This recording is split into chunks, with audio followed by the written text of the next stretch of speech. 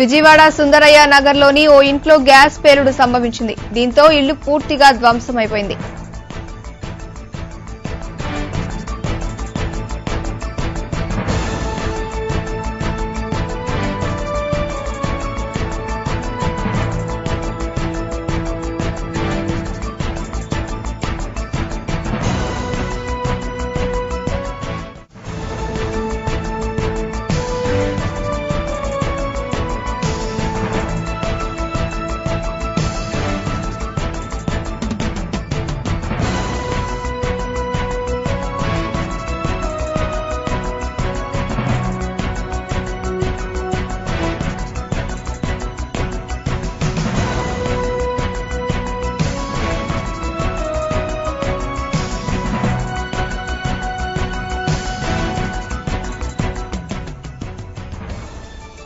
విజయవాడ సుందరయ్య నగర్లోని ఓ ఇంట్లో గ్యాస్ పేలుడు సంభవించింది. దీంతో ఇల్లు పూర్తిగా ధ్వంసమైంది. ఇదే అంశానికి సంబంధించి మరింత సమాచారాన్ని మా ప్రతినిధి సలాం అందిస్తారు. సలాం, చెప్పండి.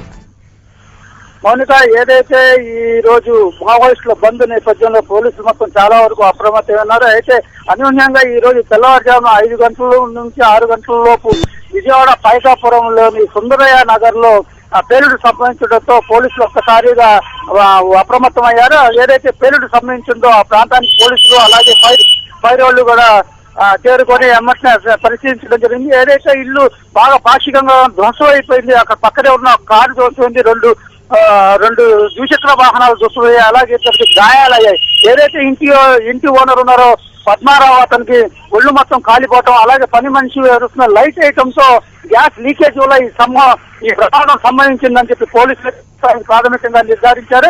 ఏదైతే ఈ పేలుడు ఉందో భారీ ఎత్తున జరగడం, అలాగే చుట్టుపక్కల ఇల్లులు కూడా ధ్వంసం అయిపోవడంతో ఒక్కసారి అక్కడున్న ప్రజలంతా భయభ్రాంతులకు గురిపోయి చుట్టుపక్కల పారిపోవడం జరుగుతుంది. ఏది అయినప్పటికీ ఈ సంఘటనలో ప్రాణాపాయం మాత్రం ప్రస్తుతానికి లేదు. అంతవరకు మాత్రం చాలా సంతోషించదగ్గ విషయం. అయితే ఈ పేలుడు సంభవించడంతో మాత్రం మావోయిస్టుల బంధు నేపథ్యంలో రాత్రి నుండి అప్రమత్తమైన సంఘటనా స్థలానికి హుటాహుటిన బయలుదేరడం చూడటం, అప్పటికే క్షతగాత్రుడు ఎవరైతే ఉన్నారో గాయపడ్డ వ్యక్తులు మాత్రం ప్రైవేట్ ఆసుపత్రి తరలించి వాళ్ళకి మాత్రం చికిత్స అందిస్తున్నారు. వాళ్ళు మాత్రమే ప్రస్తుతానికి ప్రాణాపాయం ఏం లేదు, వాళ్ళైతే బాగానే ఉన్నారని చెప్పి చెప్పడం జరుగుతుంది. ఏదైతే విజయవాడలో ఈ పేరుకు సంబంధించగానే ప్రజలు ఒక్కసారి కవిలిక్కుపడ్డారు. ఏదైతే ఏఓబిలో ఎన్కౌంటర్ జరిగిందో ఆ నేపథ్యంలో 5 రాష్ట్రాల్లో మావోయిస్టులు బంద్ని ఇవ్వటం, అలా తెల్లవారుజామున ఈ పేలుడు సంభవించడంతో మాత్రం ప్రజలు మాత్రం చాలా వరకు భయభ్రాంతులకు గురి అవడం జరిగింది. అయితే గ్యాస్ లీకేజ్ వల్ల ఈ ప్రమాదం సంభవించిందని చెప్పగానే కాస్తంత పోలీసులు అటు ప్రజానికం కూడా ఊపిరి పీల్చుకోవడం జరుగుతుంది. ప్రస్తుతానికి మాత్రం ప్రాణాపాయం లేదు. ఇక్కడ పరిస్థితి అనుకూలంగానే ఉంది. Mounika. Okay, right, thank you సలాం.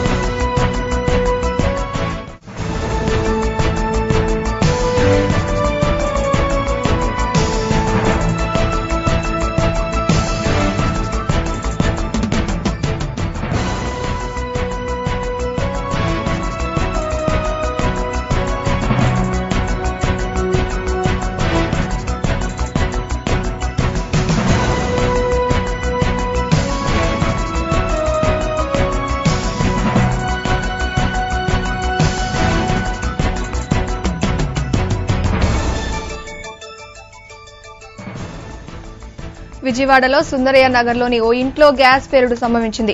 దీంతో ఇల్లు పూర్తిగా ధ్వంసమైంది. పక్కనున్న 4 ఇళ్లకు కూడా దీనికి అంటుకున్నట్టు తెలుస్తుంది. ఇదే అంశానికి సంబంధించి మరింత సమాచారాన్ని సలాం అందిస్తారు. సలాం, చెప్పండి.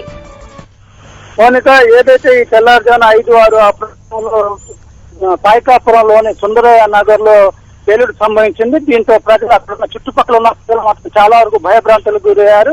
ఏదైతే చుట్టుపక్కల ఇల్లులు కూడా ధ్వంసం ఉన్నాయి. ఏదైతే గ్యాస్ లీకేజ్ అయిందో ఆ ఇంట్లో అయితే పూర్తిగా ఇల్లు మట్టసం అయిపోవడం జరుగుతుంది. ఆ ఇంట్లో నివసిస్తున్న వాళ్ళు మాత్రం 3కి గాయాలయ్యాయి. ఏదైతే లైట్ వేయటం వల్ల గ్యాస్ లీకేజ్ వల్ల ఈ సంఘటన సంభవించిందని చెప్పేసి మాత్రం ఆ ఇంట్లో వాళ్ళు చెబుతున్నారు. అయితే ఏదైతే ఈ రోజు 5 రాష్ట్రాల్లో మావోయిస్టులు బంద్ నేపథ్యంలో 2-3 రోజుల నుండి పోలీసులు అప్రమత్తంగా ఉన్నారు. అప్రమత్తంగా ఉండటంతో ఈ రోజు బంద్ పండించడం జరుగుతుంది. అలాగే ఆంధ్ర, తెలంగాణలో కూడా ఎక్కడికక్కడ పోలీసులు తనిఖీలు నిర్వహించడం జరుగుతుంది. అర్ధరాత్రి వరకు పికెటింగ్లు నిర్వహించడం జరుగుతుంది. ఈ నేపథ్యంలో తెల్లవారుజామున పేలుడు సంభవించిందన్న సమాచారం పోలీసులకు అందించడంతో పోలీసులు ఒక్కసారిగా ఉలిక్కిపాటుకి గురయ్యారు. అయితే ఏదైతే పేలుడు సంబంధించిందో ఆ ఇంటిని కూడా సమీపించడం, అలాగే ఫైర్ వాళ్ళని కూడా రప్పించడం, అంబులెన్స్ ని రప్పించడం వెంటనే జరిగిపోవడంతో అక్కడ ఏదైందని చెప్పి ప్రాథమికంగా అయితే మాత్రం గ్యాస్ లీకేజ్ వల్ల ఈ ప్రమాదం జరిగింది. కాబట్టి ప్రమాదం నుండి ఏదైతే మావోయిస్టులు బంద్ నేపథ్యంలో జరుగుతున్న పేలుడు మాత్రం భావించారు మొట్టమొదటిగా. కానీ ప్రస్తుతానికి ఈ గ్యాస్ లీకేజ్ వల్ల పేలుడు సంభవించిందని చెప్పి తెలపడంతో చాలా వరకు పోలీసులు అలా చుట్టుపక్కల ఉన్న ప్రజలు మాత్రం ఊపిరి పీల్చుకున్నారు. అయితే ఈ చుట్టుపక్కల ఉన్న ఇల్లులు కూడా చాలా వరకు ధ్వంసమయ్యాయి. ఒక కారు ధ్వంసం పూర్తిగా దెబ్బతింది. అలాగే 2 ద్విచక్ర వాహనాలు ఏదైతే ఉన్నాయో గోడలు పలిపోయి నుక్కు అయిపోవడం జరుగుతుంది. అయితే ఆ ఇంట్లో నివసిస్తున్నాం 3కి మాత్రం గాయాలవటం, ఏదైతే ఇంటి యజమాని పద్మారావు ఉన్నాడో అతనికి పూర్తిగా ఒళ్ళు కాలిపోవటం, పని మనిషి ఎవరైతే స్విచ్ చేసిందో ఏదైతే గ్యాస్ స్టవ్ వెలిగించడానికి కూడా గాయాలవటం, అలాగే అతను కుమారుడు ఎవరైతే ఉన్నారో ఆయన కూడా గాయాలవటం, ప్రస్తుతానికి అంబులెన్స్ లో వాళ్ళని ప్రైవేట్ ఆసుపత్రిలో చికిత్స పొందుతున్నారు. వాళ్ళకి ప్రాణాపాయం అయితే ప్రస్తుతానికి లేదు, కానీ వాళ్ళు గాయాల పాలవటం, అలాగే చుట్టుపక్కల ఉన్న ఇల్లు ధ్వంసం అయిపోవటం. ఎందుకంటే 5-6 ప్రాంతంలో అంటే చాలా వరకు నిద్రావస్థలో ఉంటారు. నిద్రావస్థలో ఉన్న వాళ్ళు మాత్రం చాలా వరకు ఉలిక్కిపాటు పడ్డారు. ఒక ఇల్లు అయితే ఏదైతే ఆ గోడ అడ్డు ఉండటం వల్ల ఆ గోడను ఢీకొచ్చి పక్కన గోడ పడిపోవటం జరిగింది. ఆ గోడ కనుక అడ్డు లేకపోతే ఆ ఇంట్లో చూస్తున్న 5 మాత్రం చనిపోయే ప్రమాదం ఉంది. అప్పుడు కాస్తంత ఊపిరి పిలిచవచ్చు. ఎందువల్ల అంటే ఈ భారీ ఎత్తున సంబంధించిన ప్రమాదంలో మాత్రం ప్రాణాపాయం ప్రస్తుతానికి లేదు. అయితే పోలీసులు మాత్రం ఆ సంఘటనకి ప్రస్తుతానికి చేరుకొని ఎందువల్ల సంభవించిందని చెప్పి మనం కులంకుషంగా మాత్రం మొత్తం పరిశీలిస్తున్నారు పరిస్థితిని. అలాగే ఎవరైతే స్థానికంగా ప్రజాప్రతినిధులు ఉంటారో వాళ్ళు కూడా రావడం జరుగుతుంది. దేనివల్ల సంభవించిందని చెప్పి వివరణ కోరుతున్నారు చుట్టుపక్కల వాళ్ళకి. అయితే ఈ ప్రమాదంలో పేలుడు సంభవించిన సమయంలో ఇల్లు అయితే ఏదైతే ధ్వంసమైందో అలాగే చుట్టుపక్కల ఇల్లులు కూడా ధ్వంసం అవడంతో పేదవాళ్ళు నివసిస్తుంటారు. వాళ్ళు ఆర్థికంగా మాత్రం ప్రభుత్వం సహాయం చేయాలి. ఇలాంటి సంఘటనలు జరగకుండా ప్రమాదం కాకుండా ఎవరైతే ఫైర్ సేఫ్టీ అధికారులు ఉంటారో వాళ్ళు కూడా అప్పుడప్పుడు నియోజకవర్గాల్లో అలా నగరాల్లో మండలాల్లో కూడా పర్యటించి వాళ్ళకి ఒక అవగాహన కల్పించే విధంగా వాళ్ళకి మాక్ డ్రిల్స్ లాంటివి కూడా చేయాలని చెప్పి మాత్రం ప్రజాప్రతినిధులు చెబుతున్నారు. అయితే ఈ సంఘటన జరిగిన నేపథ్యంలో మాత్రం పాక్షికంగా దెబ్బతిన్న వాళ్ళకి మాత్రం ఇంటి తరఫున ఏదైతే ఆపద్బాంధు పథకం కింద వాళ్ళకి ఇంటి నిర్మాణానికి కొంత డబ్బు నగదు రూపంలో ఇస్తే వాళ్ళు ఇల్లు నిర్మించడానికి బాగుంటుంది. ఎందుకంటే కూలీనాలు చేసుకునే వాళ్ళు కాబట్టి ప్రభుత్వం వాళ్ళకి మానవతా దృక్పథంతో స్పందించాలని చెప్పి మాత్రం ఇప్పుడు వామపక్ష నాయకులు అలాగే వైఎస్ఆర్సీపీ నాయకులు ఆ సంఘటనా స్థలానికి చేరుకున్నారు. అయితే స్థానికంగా ఎవరైతే ఎమ్మెల్యే నియోజకవర్గం ఉందో సెంట్రల్ నియోజకవర్గం కింద వస్తుంది. దీనికి బోండా ఉమామహేశ్వరరావు టీడీపీ ఎమ్మెల్యే ఎవరైతే ఉన్నారో ఆయన సంఘటనా స్థలానికి మరి కొద్దిసేపట్లో వస్తారని చెప్పి సమాచారం ఉంది. ఆయన వచ్చినాక ప్రభుత్వం తరపు నుండి ఏమైనా ప్రకటిస్తారా, ఆయన సొంతంగా ఏమైనా ప్రకటిస్తారా, ఎవరైతే క్షతగాతులు ఉన్నారో 3 గాయాల పాలు ఉన్నారు వాళ్ళకి ఎటువంటి చికిత్స అందిస్తారు అని చెప్పేది కూడా కొంచెం వెచ్చించాల్సింది. ప్రస్తుతానికి మాత్రం ఇక్కడ పరిస్థితి మాత్రం అదుపులోనే ఉంది. ఎందువల్ల అంటే గింటలు కూడా రాకపోవడంతో చాలా వరకు ఊపిరి పీల్చుకున్నారు. ఏదైతే గ్యాస్ సంబంధించినప్పుడు మాత్రం అగ్ని ప్రమాదం లాంటిది సంభవించవచ్చు. ప్రస్తుతానికి ఇక్కడ అగ్ని ప్రమాదం లాంటిది సంభవించకపోవడం ద్వారా చాలా వరకు ప్రజలు మాత్రం ఊపిరి పీల్చుకున్నారు. ఎందువల్లంటే ఈ నేపథ్యంలో ఈ మావోయిస్టుల నేపథ్యంలో పోలీసులు ఎక్కడికెక్కడ అలర్ట్ ఉండటం వల్ల అప్పటికప్పుడు పోలీసులు సంఘటనా స్థలానికి హుటాహుటిన రావటం కూడా జరగడంతో చాలా వరకు మాత్రం ప్రమాదం నివారించగలిగారు. ప్రస్తుతానికి వీళ్ళు మాత్రం ఎవరైతే చికిత్స పొందుతున్నారో వాళ్ళు మాత్రం బాగానే ఉన్నారు. వాళ్ళకి మాత్రం చికిత్స అందుతున్నారని చెప్పి మాత్రం పోలీసు అధికారులు మాత్రం తెలుపుతున్నారు. Mounika. Okay right, thank you. Salam.